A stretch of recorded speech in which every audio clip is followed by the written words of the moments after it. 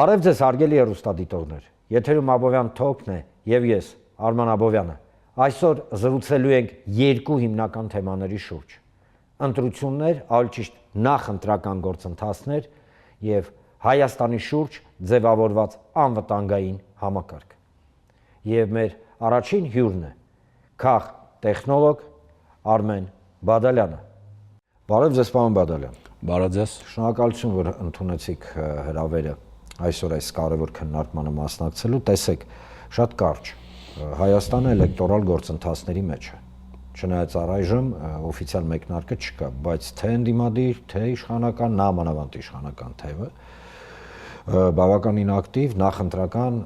քարոզարշավի մեջ է։ Ես այլ կերպ չեմ կարող բնութագրել, հա, այնինչ կատարվում է այսօր հայկական ներքաղաքական դաշտում։ Ձեր կարծիքով սկսել է արդեն նախընտրական process-ը եւ առհասարակ ինչ ձեր գնահատմամբ վիճակի մեջ է էլեկտորալ դաշտը, այսպես ձևակերպենք։ Շնորհակալություն հրավերի համար, այո, սկսվել է նախընտրական կամպանիան, իշխող քաղաքական ուժի համար նա սկսվեց անցյալ տարվա օգոստոսի 8-ին, երբ որ Վաշինգտոնում նախաստորագրեցին խաղաղության, այսպես կոչված խաղաղության այդ պայմանագիրը, որովհետև չի ասենք, թե ինչու խաղաղության պայմանագիրը այսպես կոչված է, որտեղ դա քննարկման ուրիշ հարց է, այնուամենայնիվ այդ խաղաղության կոնցեպցիան տեղավորվում է քաղաքացիական պայմանագիր կուսակցության նախընտրական կամպանիայի մեջ, որ հիմա մենք խաղաղ ենք ապրելու այդ ապագան եկավ եւ այլն, իր համար արդեն սկսված է։ Մյուս քաղաքական ուժերն էլ արդեն կամած սկսում են այս կամ այն չափով արդեն հանդիպումներ տեղ ունենալ մարզերում, այսինքն նախընտրական կամպանիան սկսված է, ուղղակի տարբերակենք նախընտրական կամպանիան եւ ընտրական կամպանիան։ Ընտրական կամպանիան չի սկսել, քանի դեռ կենտրոնական ընտրական հանձնաժողովը պաշտոնապես դրա մասին սկսվելու մասին հայտարարություն չի արել, դա սկսում է, երբ որ արդեն հայտարարություն է անում, որ կուսակցություններն ու դաշինքները փորձեն գրանցվել։ Իսկ նախընտրական կամպանիան այո արդեն գնում է եւ կարող ենք ասել, որ բավականին ակտիվ է ընթանում, հատկապես իշխանական, ուրեմն քաղաքական ուժի համար, որի մեջ տեղավորվում է ոչ միայն խաղաղության կոնցեպցիան, որպես մեծ կոնցեպցիան, այլ իր ենթակետերով, հա,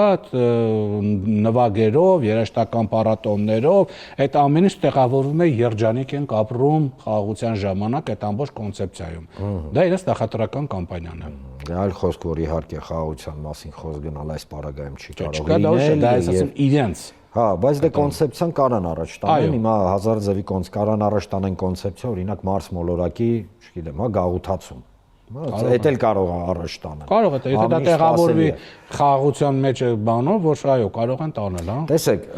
ես ունեմ հստակ տպավորություն, որ ընդհանուր առմամբ քաղաքական դաշտը, հա, բացի 1, 2, միգուցե 3, հա, հիմնական խաղացողներից, ասենց մի տեսակ փնտրտուքի մեջ է, թե ես սխալ եմ ընկալում։ Փնտրտուքի ես նկատի ունեմ այն քաղաքական ուժերին, որոնք առայժմ կոնցեպտուալ առումով չեն ձևակերպել իրենց հիմնական ուղղությունները, որովհետև օրինակ իշխանությունը կամ վերցնենք, հա, առաջարկ Հայաստանին, որը այո, կոնցեպտ է, համաձայն որի շարժվում է օրինակ քաղաքական ուժը կամ այլ, հա, հիմա ես չեմ ուզում հիմա քաղաքական ուժերի անուն տամ, որտեղ եթե տվեցի, պիտի բոլորին թվարկեմ։ Ձեր կարծիքով այդ տպավորությունը ճիշտ է, որ առայժմ փորձում են գտնել մնացածի իրենց նիշան, տեղը, դե լավ, այսպես ասենք։ Դա ճիշտ է եւ դա տվյալ քաղաքական բոլոր քաղաքական ուժերի աշխատանքի թերությունն է, որտեղ արդեն պետք է գտած լիներ։ Արդեն պետք է, որովհետեւ ընտրական այդ կոնցեպցիան դուք մշակում եք քվեարկությունից 6-ից 9 ամիս առաջ, որ արդեն սկսում եք աշխատացնել 6-ից 9 ամիս առաջ մոտավորապես սկսում եք աշխատացնել եւ այդ կոնցեպցիան արդեն սևագի տարբերակով լինում է, դուք ուղղակի սկսում եք հղկել, եթե քվեարկությունը ոչ թե եթե քվեարկությունը 97-ին է լինելու, հա,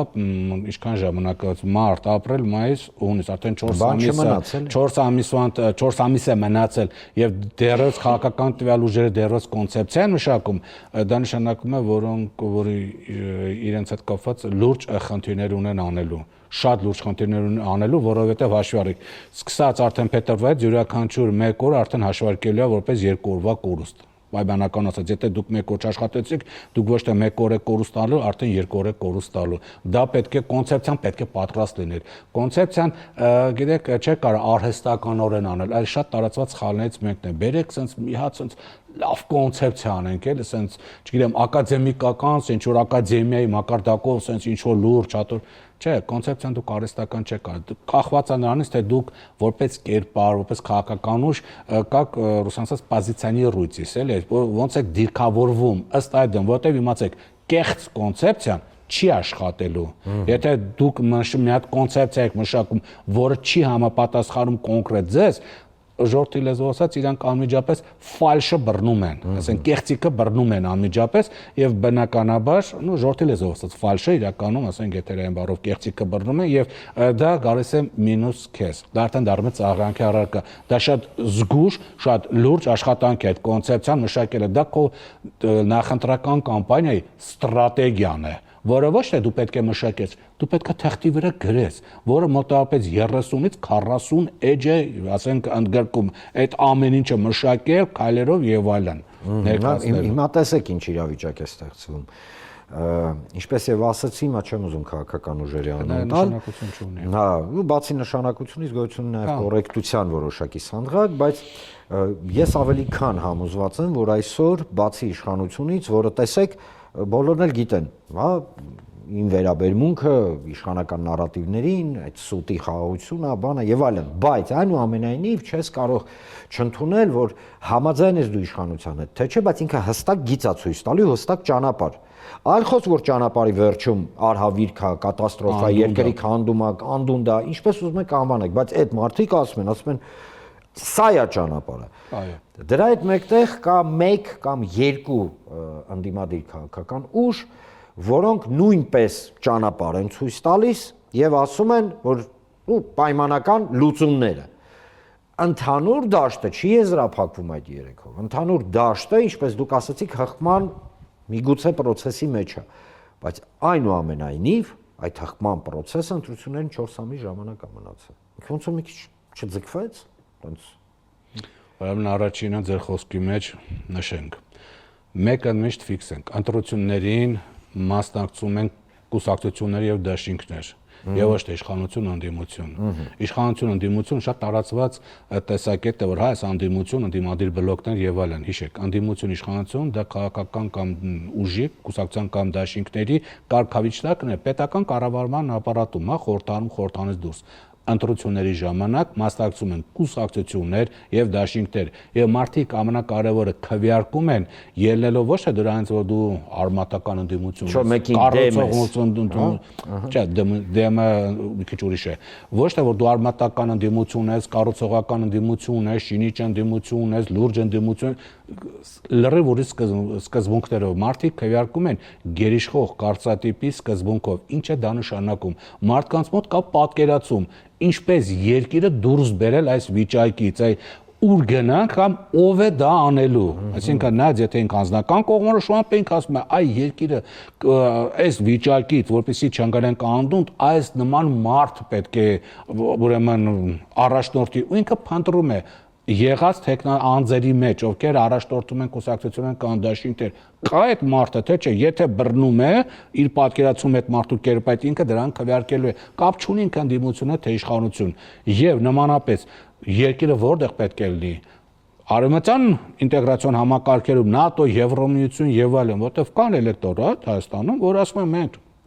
Պրկությունը այն է, որ օր առաջ դուրս գանք ԵԱՏՄ-ից, ՀԱՊԿ-ից, ԱՊՀ-ից գնանք Եվրոմիություն, հեսա ստորագրեցինք, հա, մտանք ՆԱՏՕ-ի անդամ լինենք, հեռու լինենք այս աշխարհից, ռուսական աշխարհից, եւ կար հակառակը, որ Եվրոպայի հետ լինելը մեզ տանում է կործանման։ Մենք պետք է, հա, այլ ռուսական ինտեգրացիոն համակարգ ունենանք։ Եվրասիական ավելի շուտ։ Եվրասիական, հա, եվրասիական։ Չինաստան, Իրան եւ այլն։ Չինաստան BRICS-ը, այսպես ասենք BRICS ընդհանուր։ Եվ բնականաբար սա քաղաքական կողմնորոշման քվեարկողներն են եւ կա խումբ, որը ասում է, չէ, գիտեք, այսօրվա կյանքը շատ է լավ է, մենք նորմալ է, պատերազմ չկա, նորմալ գնում ենք, այսինքն կան անձնական կողմնորոշման եւ քաղաքական կողմնորոշման քվեարկողներ կապ չունի այդ տվյալ ուժերը ընդդիմություն են թե չէ, բացի իշխանություն իշխող քաղաքական ուժից, որովհետեւ կա ընտրազանգված, որը միշտ քվեարկում է, ասենք, տվյալ պահի իշխանության օգտին 5-ից 7% է։ Հիմա դրանից ինչքանը մոտավորապես կքվեարկի, դա, այսպես ասենք, ցանկացած տվյալ պահին իշխող քաղաքական ուժը կապ չունի ով է։ Տվյալ պահին 90-ական, 2000-ական կամ հիմա մեր օրերը հետո 10 տարի հետո ով էր եղավ, ինքը մի քանի տոկոսը ոնց որ ինքը ավանսով ինքը ստանում է։ Մնացածները պետք է այդ ձեր ասած, մնացած քաղաքական ուժեր անհատերը այդ ձեր ասածը պետք է որոշել։ Կոնցեպտը որն է, ոչ թե արհեստական, որին ինքը համապատասխանում է, որը կեղծիք չի ընկալվի, կեղծիք ընկալվի չի գալի։ Պետք է հիմնվել հասարակության սպասումներին, թե հակառակը պետք է անել, ձևավորել սպասումները։ Չէ, չէ կարող ձևավորել։ Կան էլեկտորալ խմբեր, որոնք ունեն սպասումներ։ Դու տեսնում ես, դու որ էլեկտորալ խմբի սպասումներին ես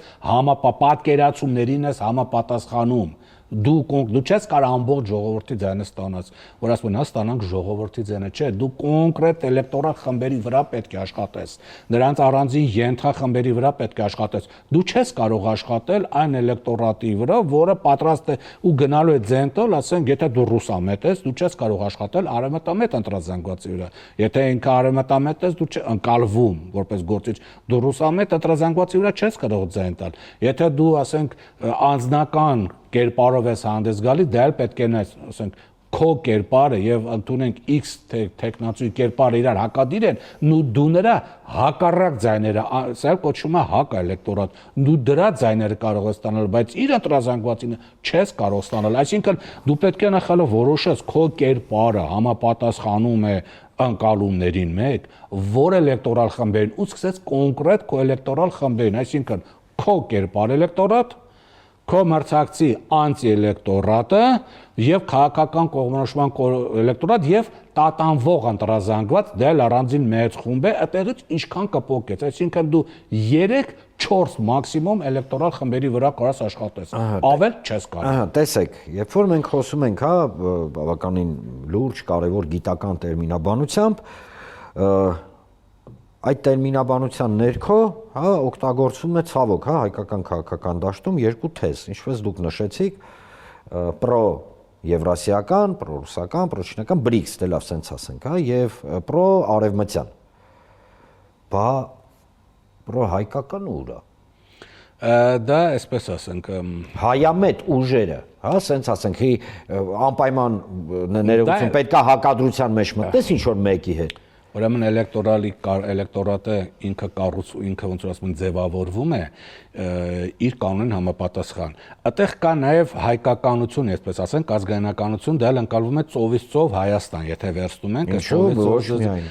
չէ, դա վերցնենք, դա ազգայնականն է, հիմա ռադիկալ ազգայնական։ Հա, արմատական ազգայնական։ Հիմա ինչ վերաբերվում է բան հայկականություն, ես արդեն ասացի, կա էլեկտորալ մի խումբ, որ ասում է մենք այսօրվա իրավիճակով ապրենք։ Հիմնականում դա ասում են իշխող տվյալ պայն իշխող քաղաքական ուժի կողմնակիցները, այդ էլեկտորատը, բայց զուտ հայկական, որ ձեր ասածով այդպիսի էլեկտորալ խումբ չկա։ Դա չկա, այդպեսի ոչ թե դա միայն Հայաստանում չկա, դա ընդհանրապես ոչ մի երկրում չկա, որովհետև ինքնին հասկանում է, որ արևմտամետը, որ ասում է, ես այ պետք է արևմտյան ինտեգրացիոն համակարգում լինեմ, ինքը ասում է, սա հայկական է, որովհետև իրական Հայաստանը պետք է տեղավորացնում են հայկականության մեջ, էս էլ է։ BRICS-ն էլ ասում է, ինչ եք ասում, ինչ արևմուտք, իրական հայկականությունն է, եվրասիական ինտեգրացիոն համակարգի մեջ է, BRICS-ն է։ Ծովից ծով Հայաստան ասում է, դուք ինչ եք ասում, իսկական Հայաստանը Կասպից ծովից միջև բան է, ծովն բոլորը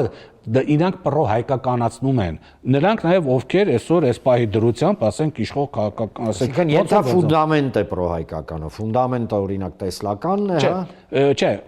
հայկական, բոլորն է պրո-հայկական են, բայց յուրաքանչյուրի մոտ պրո-հայկականությունը տարբեր ձև է ընկալվում։ Հիմա դուք չեք կարող ասել, ասենք, գիտեմ գործիչ, որ ասում է հայկականը, դա Հայաստանը օր առաջ ՆԱՏՕ Եվրոմիության անդամ լինելը, ես ասում եմ, սա է հայկականը։ Ուրիշ հայկականություն չկա։ Գիտեմ մարդ, որ ասում է հայկականությունը միայն BRICS, ասենք, հա, եվրասիական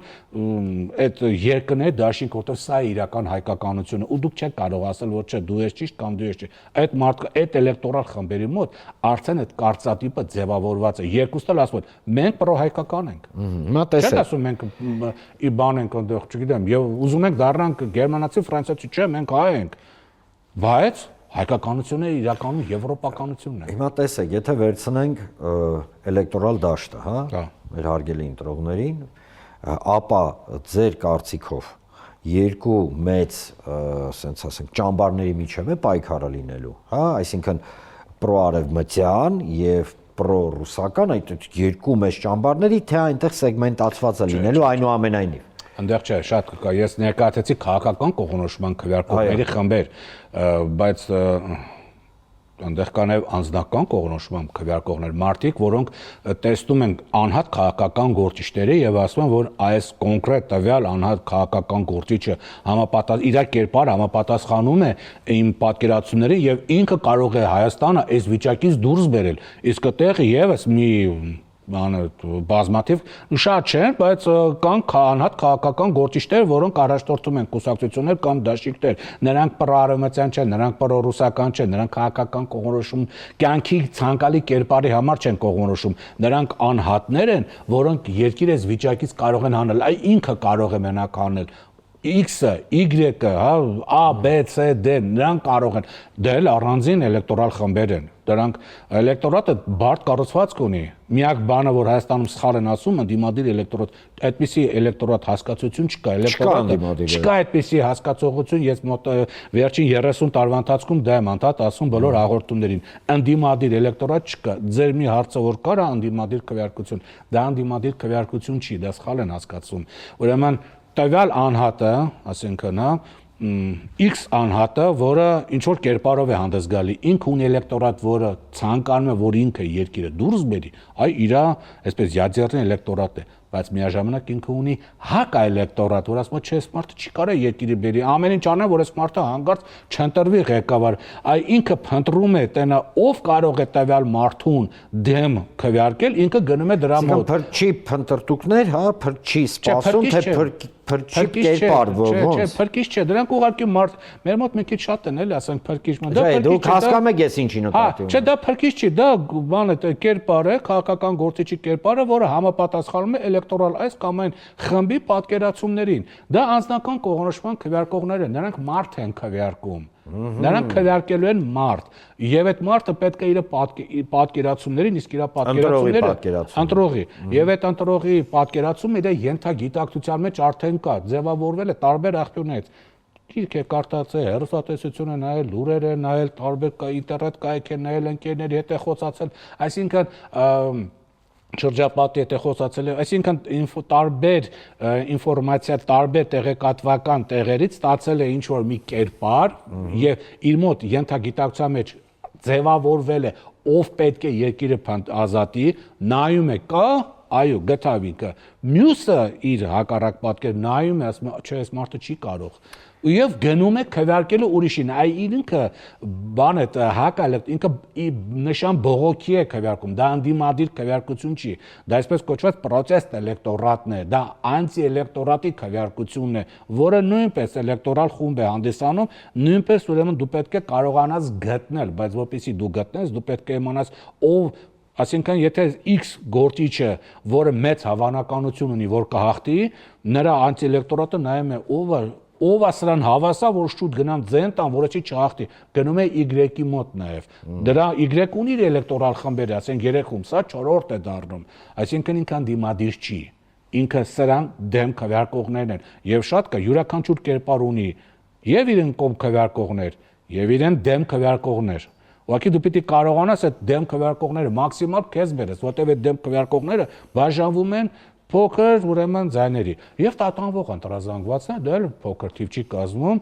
մեծ թիվ է կազմում, դրանք քվեարկում են պահի տակ, ասենքան ում ընտրաշավը sense լավ բան եղավ, sense լավ ներկայացվեց, կամ ով վերջի պահին ընտրատեղ համաս մտելուց իրան ինչ-որ բան ասաց, ասենք դե գիտես լավ տղա է, բան, ինքը եկել էր X-ին քվեարկելու, ընկեր ասաց, այսինքն չքաղաքականացված ընտրություն, sense ասած։ Կարելի է այդպես ասել, չնայած ինքնընտրությունը քաղաքական գործընթաց է, մի քիչ դժվար ասենք, որ չմոտիվացված, հստակ չմոտիվացված, որտեղ Իսկ շատ այն ձեր կարծիքով։ Եթե սոցիոլոգիական հարցումներ պետք է ցույց տան, տվյալ պահին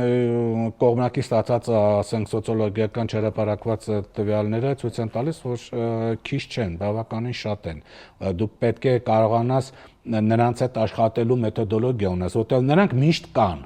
Ոչ թե նրանք հիմա լավն են, նրանք միշտ են լինելու, տարբեր երկրներում կան։ Ուղղակի դու պետք է իմանաս ինքը ինչ մոտիվացիայով է քվեարկում, որ այդ մոտիվացիան աշխատացնես, որ ինքը գա քեզ քվեարկելու, որտեղ ամենակարևորը այդ ձեր ասած կոնցեպցիան, որ ասում եք, չէ՞, հաղորդման սկզբում, նա չի, որ դա լավ բան լինի։ Ասենք լավ բան կարելի է ստաս ակադեմիկոսին այդ սիրուն մի հատ բան գրի, պատկեր գրի, չէ, այդ լավ բանը պիտի դրթի ընտրողին գնալ քեզ քվեարկելու։ Թե չէ դու լավ բան գրեցիր, էհա կարդաս դուրնակապ չգնաց քեզ քվեարկելու, քո գրածը դեռ չունեցավ։ Շնորհակալություն, պարոն Բադալյան, հիշեցնեմ ձեզ, հարգելի հեռուստադիտողներ, որ այսօր շատ կարևոր թեմայի շուրջ զրուցեցինք քաղտեխնոլոգ Արմեն Բադալյանի հետ եւ թույլ տվեք անմիջապես ձեզանից խոստում միացած կորզեմ, որ մոտակա ժամանակ մենք կրկին կհանդիպենք եւ կշարունակենք մեր զրույցը, որովհետեւ ցավոք ֆորմատը այնպեսին է, որ երկար չենք հասցնում խոսել եւ կարող է միանգամից ասենց անոնս անել, մենք հաջորդ անգամ ձեզ հետ կզրուցենք այսպես կոչված մոլդովական սցենարի մասին։ Ոչ չհասցրեցինք։ Անպայման, այո, որը չհասցրեցինք։ Եղավ։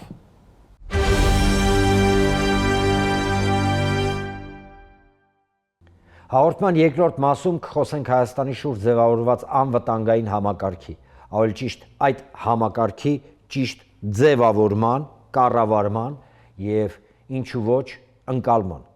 Եվ այդ խնդրի շուրջ զրուցելու ենք Հայաստանի Հանրապետության 1992-93 թվականների վարչապետ Խոսրով Հարությունյանի հետ։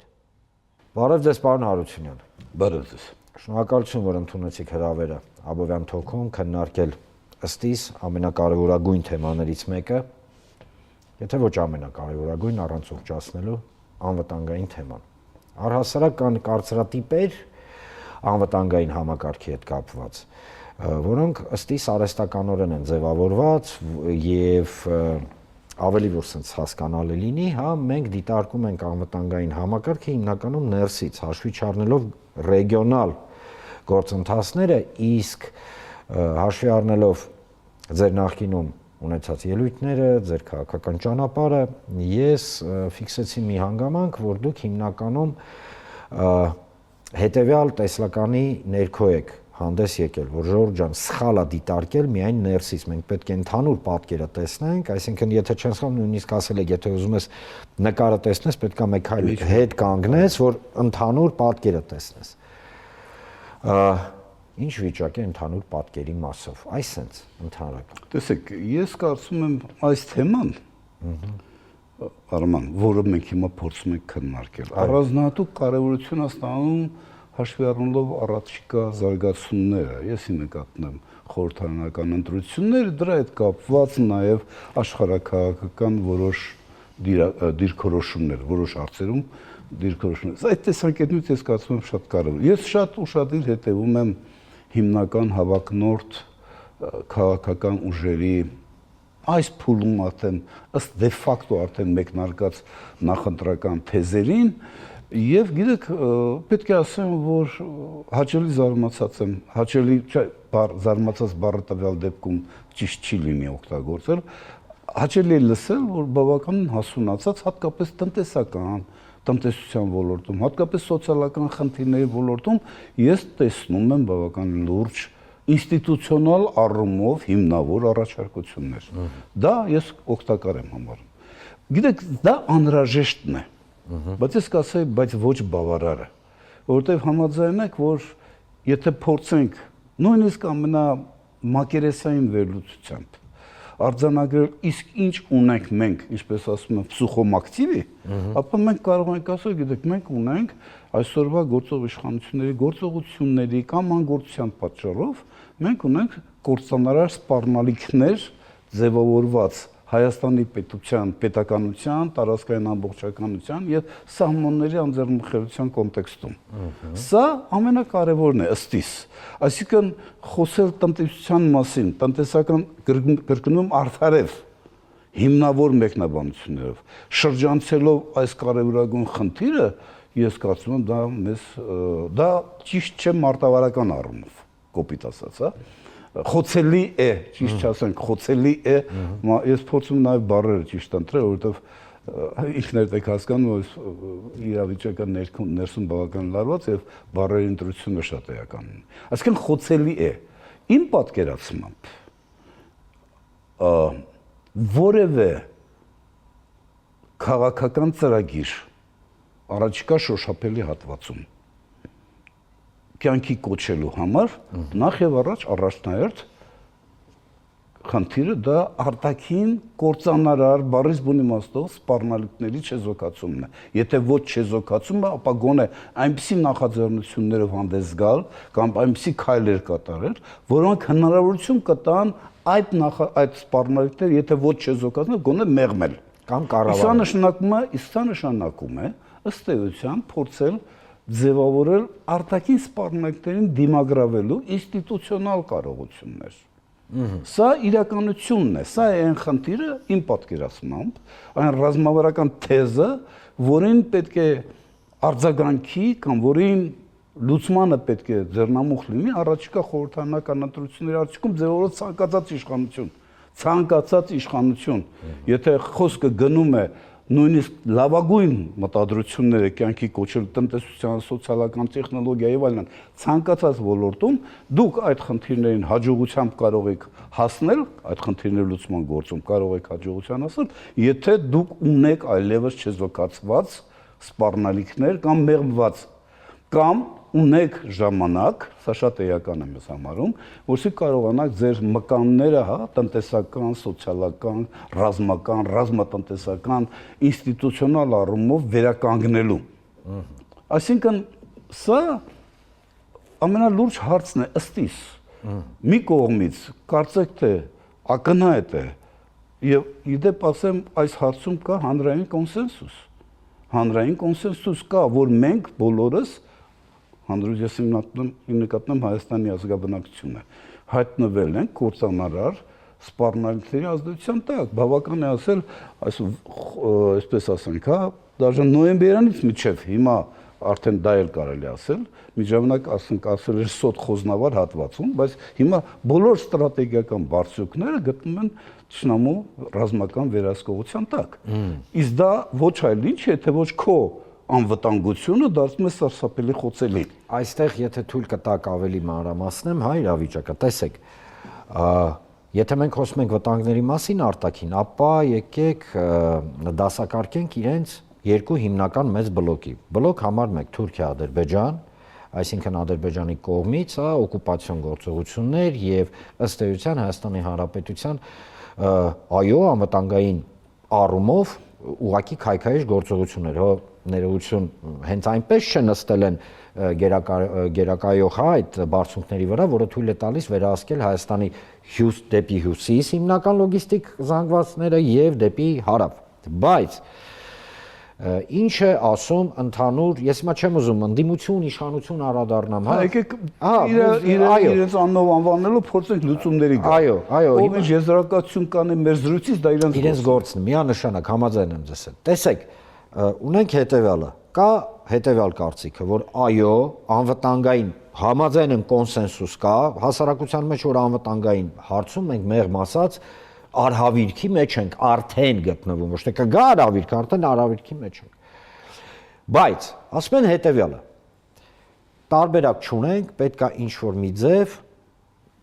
պայմանական խաղաղության հասնենք Թուրքիա-Ադրբեջանի հետ, արտաքին խաղացողների աջակցությամբ, տվյալ դեպքում Միացյալ Նահանգներ եւ Եվրոպան է դիտարկվում ու սենց ասեմ, տարածվում է նվազագույնը։ Սա մի տեսլականն է։ Տեսլական համար 2, որ ինչ ուզում ես արա, Թուրքիան եւ Ադրբեջանը ունի ստրատեգիկ նպատակ արևմտյան Ադրբեջան ձևավորի Հայաստանի տեղը, ընդ որում իրենք դա չեն էլ թաքցնում։ Եվ պետք է ավելի խորացնել հարաբերությունները ռեգիոնալ եւ եվրասիական դաշտում։ Սա է մեր անվտանգային համակարգի սյունը, ճարտարապետությունը։ Ձեր կարծիքով ճշմարտությունը որտեղ է այս երկու կարծիքի մեջ։ Տեսեք, շատ կարևոր դիտարկում եք դուք հնչեցնում, որին իդեպ չի կարելի չանդրադառնալ։ Անիմաստը չարձագանքելը, որտեղ դա իրողություն է։ Բայց եթե մենք խոսում ենք իրողություններից, ինձ հաճախ նույնիսկ կշտամբում են, թե ինչու եմ ես այս թեման անընդհատ բանաձևում, Եթե մենք խոսում ենք իրողություններից, ապա իրողությունը նաև հետևյալը։ Հայաստանի աշխարհագրական դիրքը այնպիսին է, ցավոք սրտի, որ մեր դինամիկ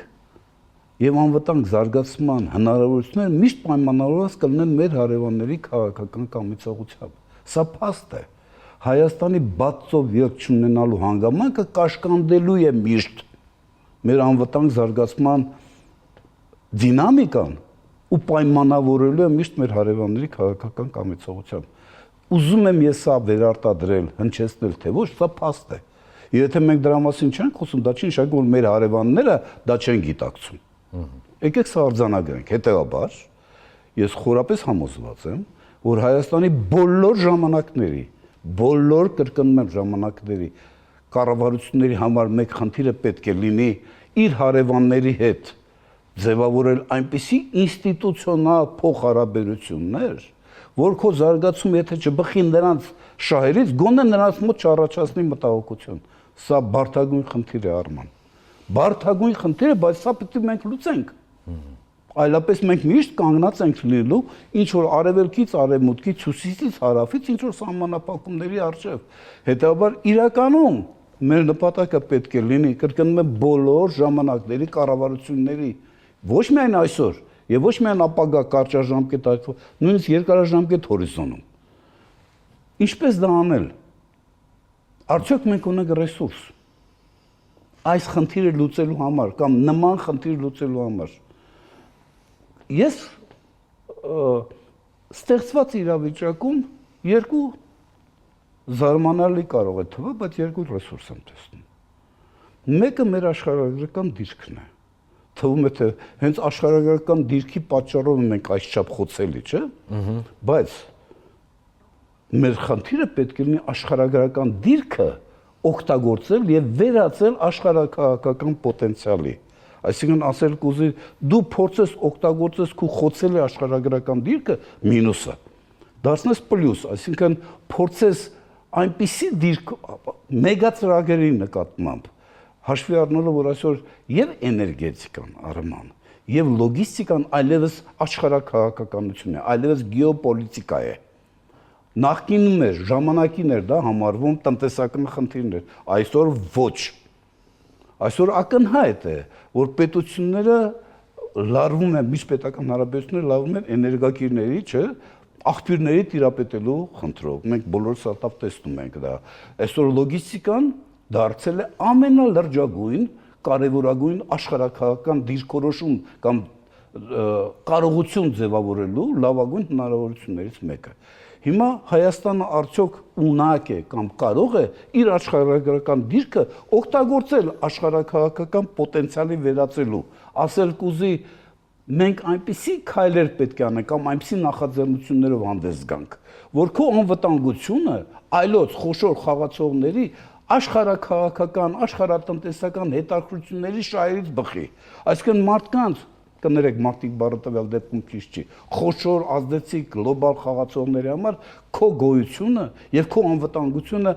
ձեռնտու հենց իրենց շահերից ելնելով իրենց տնտեսական կամ մեգատնտեսական ծրագրերն իրականացնելու։ Ես այդ տեսակետից աշխարհագրական դիրքը տեսնում եմ որպես ռեսուրս։ Այսինքն անվտանգային համակարգի։ Հիմա տեսեք, այո։ Այսինքն մենք սա ես գտնում եմ, որ այս կերպ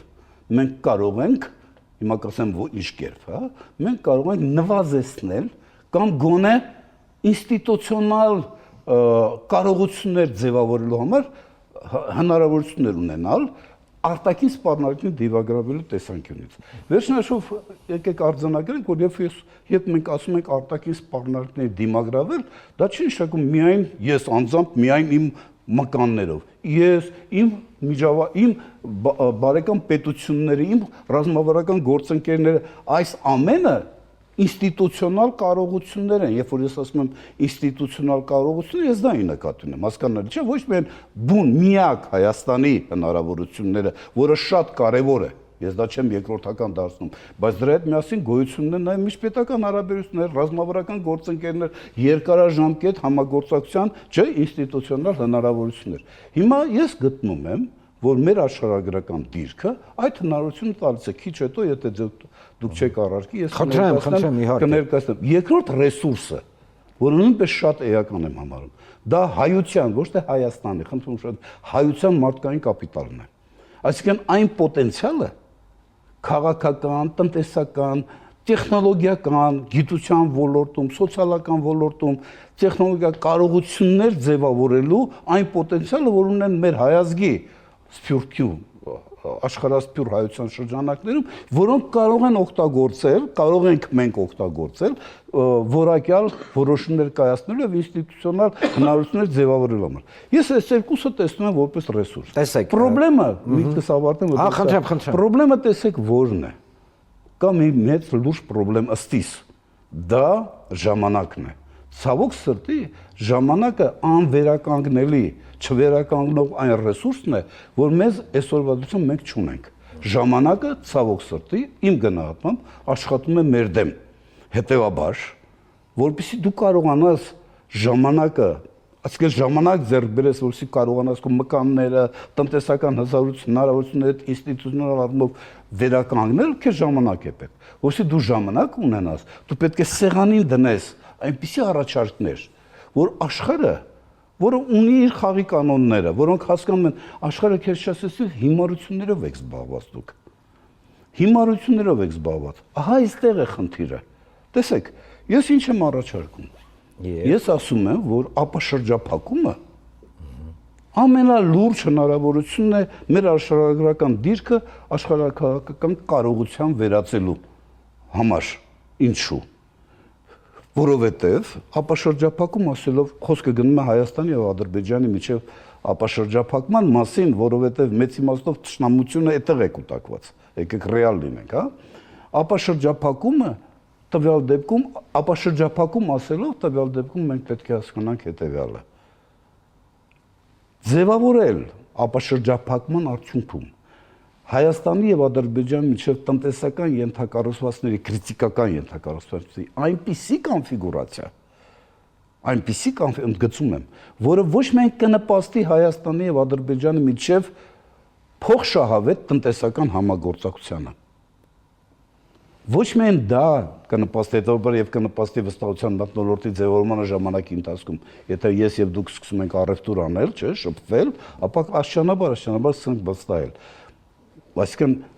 ապաշրջափակման արդյունքում ձևավորված տնտեսական ենթակառուցվածքների կոնֆիգուրացիան իր այնպիսին պետք է լինի, որ ոչ միայն նպաստի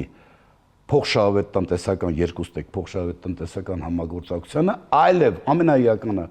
զերծ պայի կողմերից որևէ մեկին ուժ կիրառելով միակողմանի արդյունքներ կորզելու գայթակղությունից։ Սա է ապաշրջափակման բանաձևը։ Ուրիշ բանաձև չի կարող լինել։ Սյունիքի միջոցով Ադրբեջանին Թուրքիային միացնելու հնարավորություն տալը ում խավորությամբ էլ ուզում է լինի։ Տրիպով կլինի, թե առանց տրիպ էական չի։ Հայաստանի ոչինչ չի տալիս։ Հավատացնում եմ ձեզ, սա ընդամենը հնարավորություն է Ադրբեջանը հարմարավետ ժամանակակից լոգիստիկ պահանջներին բավարարող հնարավորություններով միանալ Թուրքիայի հետ։ Չի լուծում անվտանգային։ Իհարկե ոչ մի անվտանգային որևէ կերպ չի կարող լուծել։ Որևէ կերպ Արման։ Միակ տարբերակը, որը մեզ կարող է դարձնել մի կողմից այս պայմանի կբավարարի, այսինքն Ադրբեջանի Հայաստանի միջև բալանս կձևավորի եւ տնտեսական եւ աշխարհակաղակական եւ քաղաքական։ Դա Բաքու, Իջևան, Ղազախ, Դիլիջան, Վանաձոր, Գյումրի եւ այնտեղից Ղարս։ Սա է միակ տարբերակը, ուրիշ տարբերակ, որը կբավարարի ապաշրջափակման ին բանաձևին չկա, գոյություն չունի։ Եթե որևէ մեկը մերժում է իմ առաջարկը, նախ եւ առաջ պետք է մերժի ապաշրջափակման ին բանաձևումը։ Արդյոք դուք դեմ եք կամ չեք գտնում, որ ապաշրջափակմամբ մենք պետք է ոչ միայն նպաստենք տնտեսական հարաբերությունների փոխշահավետ վերականգնմանը, այլև զերծ պահենք պետություններին ուժ կիրառելու ճանապարհով միակողմանի օգուտներ կորզելու գայթակղությունից։ Տրիպը կամ Սյունիքը այդ առումով ուղղակի որևէ քննադատության չի դիմանում։ 1 րոպե ժամանակ ունենք չափազանց հետաքրքիր զրույցը, բայց գայթակղությունը չեմ կարող հաղթահարել եւ չհարցնել հետեւյալը։ Տեսեք, այն ձևաչափը, որը դուք ներկայացնում եք, ինքը ենթադրում է շատ կարեւոր մի նվազագույնը հա, հանգամանք, դա կողմերի ցանկությունն է։ Այսօր մենք ունենք իրավիճակ, երբ որ Թուրքիան եւ Ադրբեջանը, ինչպես դուք ասացիք, հիմնականում կոնֆլիկտ չեմ համարի, դե լավ, հայատյացությունը, հա, գլոբալ առումով կենտրոնացված է Ադրբեջանում, որը հետևողականորեն տանում է Հայաստանի ապամոնտաժման ծրագիրը։ Այ ինչ պետք է անենք, որ այդ ապամոնտաժման ծրագրի պայման ստեղծեն, երբ որ իրաց ձեռք չի տա, որ տեսեք, կոպիտ ասած մեր վրա ճնշում է գործը։ Արման, ես բնականը այսպես իլյուզիաներով չեմ ապրում։ Փառք Աստծո, իմ փորձը, կենսափորձը ցույց է տալիս կամ հուշում է, թե ինչի մասին կարող ենք խոսել։ Ես ընդհանրապես արձանագրում եմ հետևյալը. Ա. Հայաստանյան իշխանությունները պետք է ասեն այո ապաշրջափակմանը։ Բ. Ապաշրջափակում ասելով պետք է հասկանանք այն, ինչ որ ես ասացի։ Եթե այդպեսին չի, ապա այդ ապաշրջափակում չի։ Հարավային հատվածով, Սյունիքով, ինչպիսի անուններ ուզում եք դրան դրեք, Միջանցք եք ասում, Տրիպ եք ասում, նույնիսկ ոչ մեկն մի դրեք կապ չունի, Հայաստանին անվտանգության առումով, ապաշրջափակման կոնցեպտի առումով դա մեզ ոչինչ չի տալիս։ Ոնց նստած ենք տարածաշրջանի բորջուրին, այդպես էլ շարունակել ենք նստած մնալ այդ բորջուրին։ Տեսնելու թե իրանք ոնց են առևտուր անում։ Ընդհանրապես սա է։ Տրիպը կամ կրկնում եմ Սյունիքով, այդ Զանգեզուրի Միջանցք ասենք Սյունիքով հաղորդակցությունը Հայաստանի ոչ տնտեսական, ոչ աշխարհաքաղաքական, ոչ մի բանի համար օգուտ չի։ Միակ տարբերակը, որ ես կրկնում եմ, սա չի նշանակում, օրինակ, ենթադրենք, եթե խոսքը գնում է համընդհանուր ապաշրջափակման մասին, որտեղ այդպիսի տերմիններ գոյություն ունի, որը նշանակում է ոչ միայն երկաթգիծ եւ ոչ միայն ավտոտրանսպորտային ճանապարհներ, հա, ենթադրենք, այլ նաեւ մալուխներ, ենթադրենք գազատարներ, չեմ անում հոսանքի այս ամենը նույնիսկ այս պայմաններում, նույնիսկ եթե օրինակ այսօրվա դրությամբ խոսում են, չէ, հնարավոր ուրեմն հաղորդակցության մասին Ադրբեջանի եւ Հայաստանի էներգետիկ համակարգերի։ Ես դրան նորմալ եմ նայում։ Ես դրան նորմալ ու դա ճիշտ կապվարա։ Նույնը պետք է լինի եւ Ադրբեջան, Վրաստան, Հայաստան եւ Վրաստան, Հայաստան, Թուրքիա եւ Հայաստան, Իրան, որը մենք ունենք Հայաստան, Վրաստան եւ Իրան ունենք, բայց պետք է ընդլայնել։ Դրան վերաբերյալ պետք է մալուխների մասին խոսենք ամեն ինչ, բայց նույնիսկ այս ամենով հանդերձ, եթե խոսքը գնում է երկաթուղու, այսինքն երկաթուղային փոխադրումների մասով ապաշրջափակման մասին, ապա լավագույն տարբերակը Հայաստանի համար եւ ոչ միայն Հայաստանի, նաեւ տարածաշրջանի համար։ Սա շատ կարեւոր է, որովհետեւ Հայաստանի եւ Ադրբեջանի միջեւ խաղաղությունը պետք է ոչ միայն մեզ ու իրանց։ Հայաստանի ու Ադրբեջանի միջեւ խաղաղությունը պետք է ամբողջ տարածաշրջանին, ռեգիոնալ խնդիր է սա։ Ընդ որում, այսի առաջարկած տարբերակը Արման հնարավորություն է տալիս նաև հայտնվել, տենց ասենք, հա, չինական 1 գոտի 1 ծրագիր, 1 գոտի 1 ճանապարհ աշխարհատնտեսական ծրագրի վրա։ Այսինքն բեռները, որոնք որ գալիս են Չինաստանից պետք է գնան դեպի Եվրոպա, նրանց մի մասը կարող գա Միջին Ասիա, Կենտրոնական Ասիա, հետո Ադրբեջան, իմ նկարագրած սխեմայով Հայաստան, ուղղարց Թուրքիա եւ շարունակի։ Այսինքն այսօրվա դրությամբ տեսեք խնդրեմը նաև ինչումն է կայանում։ Ակնհայտորեն Միացյալ Նահանգները հետաքրքրություն են ցուցաբերում, գոնե այս փուլում հետաքրքրություն ցուցաբերում այդ տրիպին։ Տեսա փոխնախագահն է գալիս Հայաստանից ինձ այցելություններ չէ, դրանք եկեք ռեալ լինենք։ Ես շատ հանգիստ եմ այդ ամեն ինչին նայում, արձանագրելով որ այդ ամենը այդուհանդերձ Հայաստանին ոչինչ չի տալու, բայց համագործակցության առումով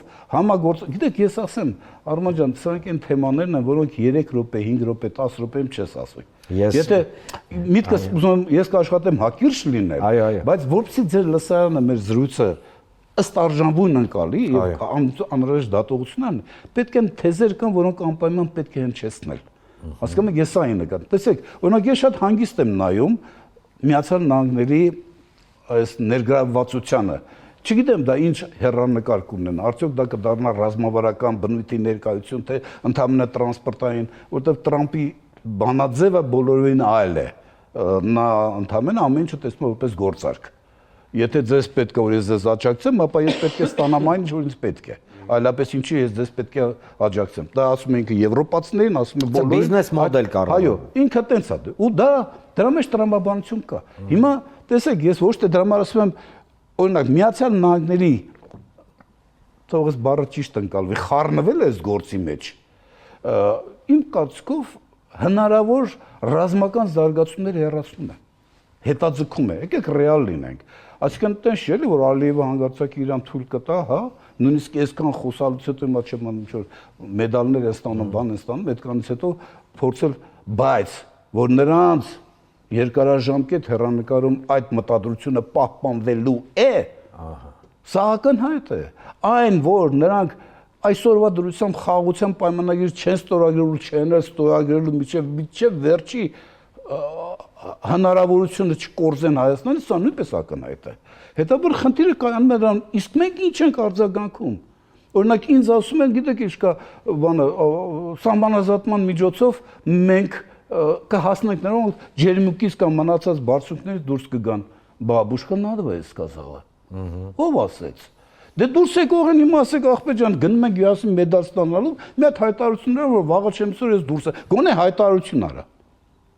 Չի արվում, չէ՞ այդ բոլորը։ Հետեւաբար խոսել, այս ամենը ներկայացնել, գիտեք, խաղաղությունը արդեն մեր մոտ է, անշրջելի է եւ այլն, կներեք, սա բարի ցանկություններից է։ Խաղաղություն չի կարելի սիրել, փայփայել, ատել եւ այլն, գուրգուրել, խաղաղությունը պետք է սարքել, ստեղծել։ Այդ խաղաղությունը պետք է ունենա իր ինստիտուցիոնալ երաշխավորվածությունները, ընդ որում ոչ միայն միջազգային երաշխավորների տեսքով, այլև սեփական հնարավորությունների տեսանկյունից։ Եվ այն ինչ որ ես առաջարկում եմ ապաշրջապակման առման, հենց դրա մասին է խոսքը գնում։ Եթե դուք ասում եք լավ տրիպ, լավ եք անում, բայց արդյոք ինձ որևէ մեկը խանգարել է կամ մերժում է ինչ որ ապաշրջապակման սեփական հայեցակարգը դնել սեղանին։ Ինձ ոչ ոք, օրինակ նույն միացյալները կարող են ասեն, այլևս դուք այդ թեմայով չխոսաք, իհարկե ոչ, որտեղ այն ինչ որ ես ասում եմ, ինչ որ մենք առաջարկում ենք, տվյալ դեպքում խոսքը գնում է հենց տարածաշրջանի կայուն եւ խաղաղ երկարաժամկետ հատվածում զարգացման մասին։ Պահանջում է բանակցություններ, իհարկե։ Արդյոք կհամաձայնվեն Թուրքիան ու Ադրբեջանը, իհարկե ոչ, բայց դիվանագիտության ամբողջ պոտենցիալը հենց դրանում է կայանում, չէ՞։ 96 թվականի Լիսաբոնում վետոից հետո, իսկ Լիսաբոնում հայտարարությունը տարածքային ամբողջականության հիման վրա էր խարսխված, բանի, ինչ են ասում, Արցախի հակամարտության կարգավորման հիմքում ընկած էր տարածքային ամբողջականությունը 96 թվականի Լիսաբոն 2007 թվականի Մադրիդում բոլորին այս սկզբունքներ դրվեցին։ Այսինքն դիվանագիտության այդ ամբողջ իմաստը կանում է նրանում հանգիստ բոլորին համար հասկանալի բացատրել, որ ոչ թե ես ինչ որ մեկի թշնամին եմ, այլ ես ուզում եմ նախ եւ առաջ ինքս կարողանամ ձևավորել ինձ համար այնպիսի երաշխիքներ ինստիտուցիոնալ բնույթի, որ վաղը չեմ սորը իմ հարևանը մտքով անցկացնի ինձ խանգարի չկարողանա։ Շնորհակալություն, պարոն Հարությունյան։ Հիշեցնեմ ձեզ, հարգելի հեռուստադիտողներ, որ այսօր զրուցում ենք Հայաստանի անվտանգային համակարգի շուրջ Հայաստանի Հանրապետության 1992-93 թվականների վարչապետ Խոսրով Հարությունյանի հետ։ Դե ինչ, հարգելի հեռուստադիտողներ, լսեցինք մեր բանախոսներին, իրականում այսօր մեր վերջաբանը կլինի բավականին կարճ եւ երբ որ մենք խոսեցինք թե ընտրությունների, թե անվտանգային համակարգի մասին, կարմիր թելով անցնում էր շատ կարևոր մի հանգամանք։ Դա այն, որ մարդիկ սպասում են, մարդիկ ակնկալում են եւ մարդիկ ցանկանում են խաղաղություն։ Մենք բոլորս ենք ցանկանում խաղաղություն։ Եվ այսօր երբ որ մեզ փորձում են համոզել, որ վերջ խաղաղությունը եկել է կամ կոնֆլիկտի այսպես կոչված, հա, հայ-ադրբեջանական կոնֆլիկտի վերջը տրված է, վերջացել է եւ այլն, դա սուտ է։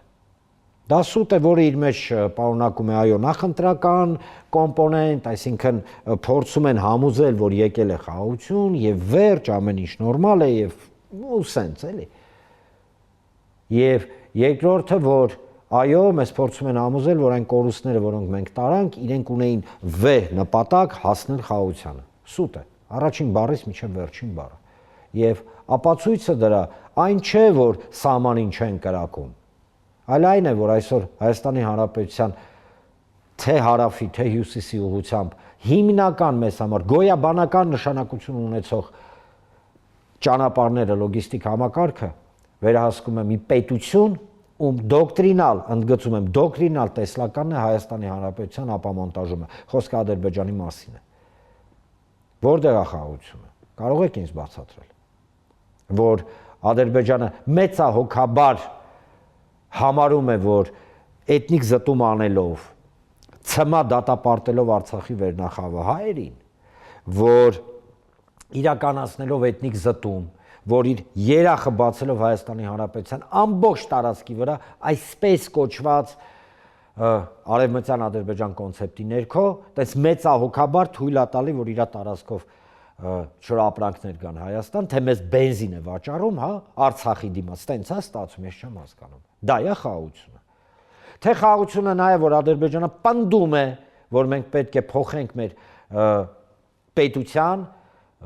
սահմանադրությունը եւ համապատասխանեցնենք, չգիտեմ, ինչ-որ մի չափանիշների, որը այո, հենց Ադրբեջանն է մեզ թելադրում։ Որքան էլ մեզ փորձեն ասեն, որ դա այդպես չի, լուրջ դեմքով, տես դուզ գան ասեն, դա այդպես չի, չէ, դա այդպես է։ Էդ է խաղաղությունը։ Խաղաղությունը ո՞րն է, որ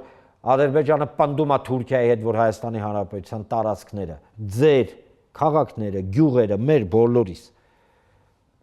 պետք է բնակեցվեն քոչվոր թրքալեզու ցեղերի ներկայացուցիչներով, ադրբեջանցիներով, 100,000-ներով, դա է խաղաղությունը։ Թե ամենօրյա վիրավորանքները եւ սպառնալիքները Հայաստանի հանդեպ, դա է խաղաղությունը։ Թե միգուցե խաղաղությունը նա է, որ Ադրբեջանը հետևողականորեն ոչնչացնում է հայկական ներկայության հազարամյա հետքերը, թե Նախիջևանում, թե օկուպացված Արցախում, դա է խաղաղությունը։ Դա խաղաղություն չէ։ Դա ընդամենը խոսքեր են, որով մեզ փորձում են ցավազրկել